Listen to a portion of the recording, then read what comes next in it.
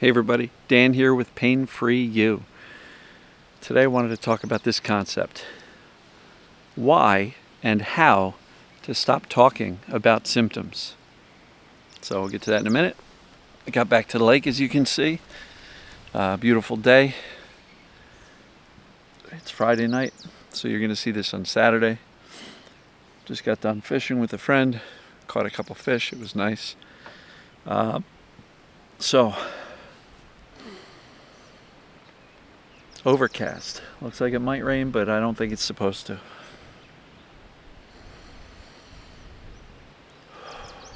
All right. So, why and how to stop talking about your symptoms. So first of all, we're going to cover the why. If you're new to this, I talk about chronic pain, chronic ailments, typically caused by a mind-body condition. I refer to it as perceived danger pain or perceived danger symptoms, and it can encompass all sorts of things, not just pain, but vertigo, dizziness, reflux, digestive issues, I don't know, you name it, all sorts of problems, POTS, Raynaud's, some autoimmune conditions. Basically, when the brain is perceiving danger, it turns on symptoms as a warning. And so, under that context, why is it important to stop talking about symptoms? Well, the brain is what's turning the symptoms on in the first place. And by speaking about them, by thinking about them, by focusing on them, we're actually keeping them going, right? I did a video a long while ago about what was the term? How I unlearned the Spanish language. It wasn't by talking. It wasn't by speaking the language. It was by no longer speaking it. And it gets a little bit into how the brain works and how it wires. But if we are continually speaking about, thinking about, working on fixing our pains, we're keeping those neural connections going. And you folks know that I'm not a huge guy on brain wiring, but we at least have to acknowledge that it exists.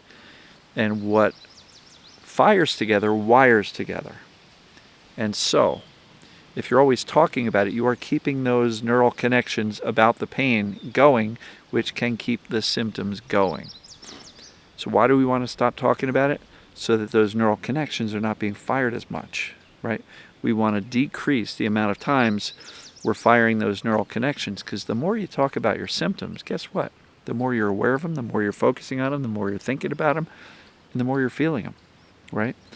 And time again, I hear people saying that, well, I finally went out and I did something, and I had such a good time hanging out with my family or my girlfriends or my, guy friends or on vacation, that I wasn't really thinking about the symptoms, and the symptoms came way down. That's not a coincidence, right? It comes way down because the brain goes, hey, they must be okay. They're doing normal stuff. They're not thinking about these symptoms, right?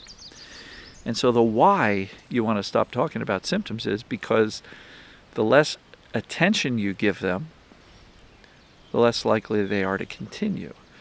So you can't ignore your symptoms. And I know a lot of people are like, but Dan, I can't ignore it. It's too much. Not telling anybody to ignore symptoms, because that is literally impossible. You cannot ignore your symptoms. You will notice them. They will get your attention, right?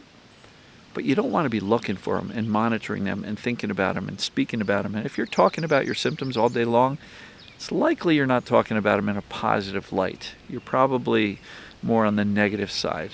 And dare I mention, complaining about them. And did a video a while ago. Nobody ever got better complaining about their symptoms, right? We want to diminish their significance in our life as much as possible. So the why to stop talking about the symptoms is because the less you talk about them, the less you're thinking about them, the less you're focused on them, and therefore the less times you're firing those wires. Now, how to do that? Two simple things: awareness and decision. Awareness and decision. And I will also suggest a really good strategy is to coach and counsel everybody in your life that you speak with. Tell them, coach them, Stop asking me about the symptoms. I don't want to talk about it. There may be a time with a loved one that it's nice to once in a while confide in them. But don't make that a daily thing. Don't make that a 16 times a day thing. And if your partner, your family, your kids, your parents are asking you 42 times a day, how you feeling? How you feeling? How's your back? How's your leg? How's your head? Whatever's going on. I know they're doing it from a place of caring and hoping you're doing well. But unfortunately, every time somebody asks you and you answer and you speak about it and you talk about how bad it is, what are you doing? You're confirming the brain's perception that you're in danger. That doesn't really create a sense of safety or I'm okay and there's no problem, right? So the how is literally coach the people around you, make a pact and say, look, if I don't bring it up, don't ask me. Even if I look like I'm struggling, don't ask me how I'm doing. And make an agreement. Say, look, if I need help, I'll tell you. But until then, let's not talk about it. Talk to me, speak to me as if I am fine. Now that can be frustrating because some people are like, well, if you're fine, well, then let's go do this, this, and that. And you may not feel up for that. In which time you say, look, I know I don't want to talk about it, but that's a bit much. Thanks, so. I'm getting there. I will get there. I am on the right path. I am going to recover. So patience, but let's not talk about it because that does not help. Speaking about the symptoms is not the solution. So the why, it doesn't help. The how, awareness, decision, and make an agreement with the people in your life to speak about it less, right? And if you're going for a general checkup with your doctors, you don't have to walk in there and list the 4 symptoms or the 6 or 10 symptoms you've got, because what they're going to inevitably do is, well, I can order some tests for that. Next thing you know, you're getting dragged down into the medical rabbit hole again.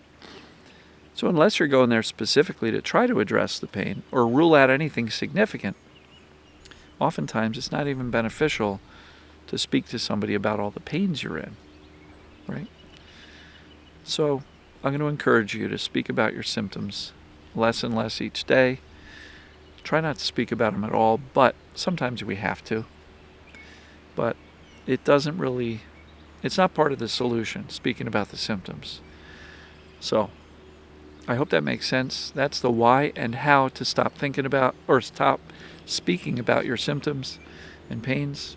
And I hope that made sense. If you've got comments on that, what do you think about this video? Comment below. If you liked it, give it a thumbs up. Give it a like. If you're not a subscriber on YouTube, subscribe. Big red button. Almost about to hit 45,000. And if I get a bunch of new subscribers, we're going to hit that by the end of Saturday, maybe Sunday morning. So, love you all. And as normal, we'll see you tomorrow from the lake. Take care, everybody. Love you.